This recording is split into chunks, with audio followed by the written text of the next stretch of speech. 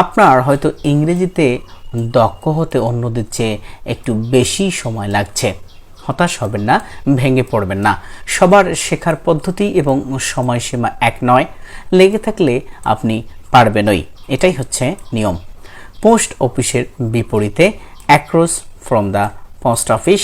আমাকে একটি ভালো রেস্টুরেন্টের ঠিকানা দিবেন? Can you recommend a good restaurant? সে কলকাতা বিশ্ববিদ্যালয়ে পড়াশোনা করে। He studies at Calcutta University. সে রান্নাঘরে আছে। He is in the kitchen. Chicago কত দূরে? How far is it to Chicago? কত দূর? How far is it? Kolkata এখান থেকে কত মাইল দূরে? How many miles is it to Kolkata? আমি গ্রন্থাগারে যাচ্ছি। I am going to the library. আমি গ্রন্থাগারে ছিলাম। I was in the library. আমার একটা সিঙ্গেল ঘর চাই। I would like a single room. এটি সুপারমার্কেটের নিকটে। It's near the supermarket.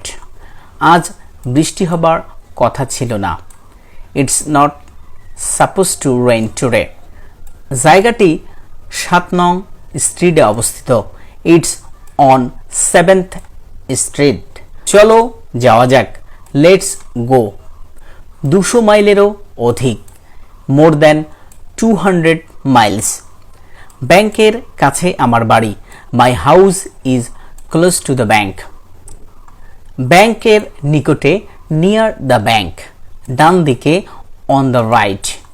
দ্বিতীয় তলায়, অন দ্য সেকেন্ড ফ্লোর। হোটেলের বাইরে, আউটসাইড দ্য হোটেল। এখানে, ওভার হিয়ার। বইটি টেবিলের সামনে। The book is in front of the table. বইটি টেবিলের নিকটে। The book is near the table.